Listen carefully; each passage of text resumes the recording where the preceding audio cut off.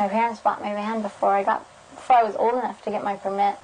We bought it here in Eugene from a lady who could no longer afford to keep it, and it was more or less set up already to be driven by a person in a chair since she had polio.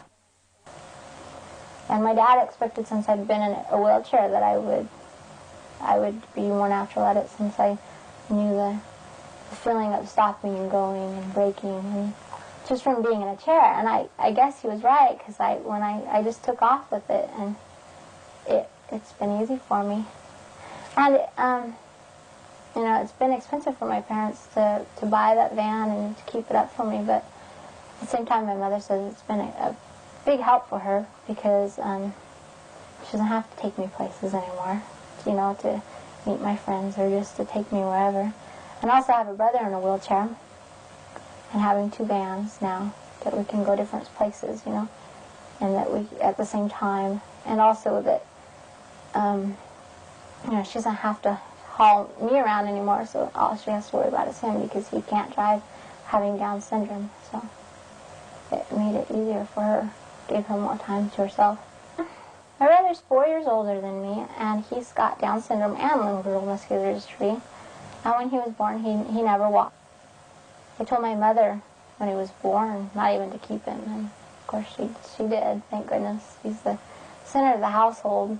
He's the only one left home with my parents now, and they'll have him until, you know, the end of one of their lives. So I think it's helped having him for me to become more independent, because she once told me that I had to get rid of one of you. I couldn't have you or keep you both forever. And so in some ways I think she's pushed me more. You know, a lot of parents don't even, especially back then in the late 60s, early 70s, didn't even keep especially their mentally disabled children. And, you know, it was never an issue with them, and they still have them today. They've been great with me. It really hasn't even been an issue, you know. They've expected me to be as normal as any other kid. I was just as stubborn as they came. And she said even if she had tried to stop me at certain points, she couldn't. I was more or less, you know, off on going on my own. And she said she finally figured out that she just had to let me do it, as long as I wasn't killing myself or somebody else, because it was the easiest thing for her to do. I lived in the same house all my life, in the country, in a farming area.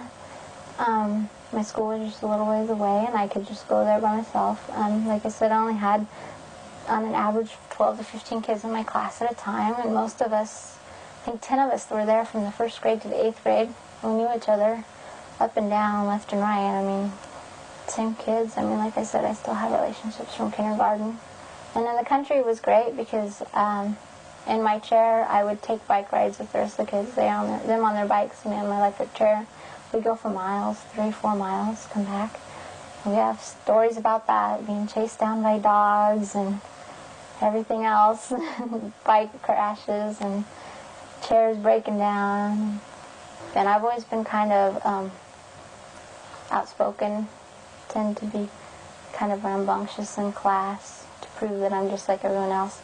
Not only do they expect that you might have a mental limitation, but that you might be shy and quiet and very timid and ready to please. Well, I got involved with the migrant education program when I was just coming out of my sophomore year in high school. I wanted to work in this program, and I knew the director who ran it, because he was my grade school counselor in grade school, and now he ran this summer program for migrant children. I was a homeschool consultant, migrant recruiter, working out in the field, and through that program I just got more and more involved with the migrant community. Not only did I do the summer program, but I started tutoring after school during the school year, migrant children in ELS at my old grade school. I'm a Spanish major, and it's still improving. I'm pretty good. I can get around and say about anything I need to say. I'm sociology and Spanish major, and that's what I want to do, migrant social work, or maybe get a 5th year teaching degree and work within the school system. and especially with the migrant children or the families. This is what I really want to do. So it's really enjoyable to work with, to be able to have a job, to work with people. I just go with it day by day. I have a big security, knowing that I'm going to get married soon, and I think that's big security for anybody. You know, they have somebody to start their lives with.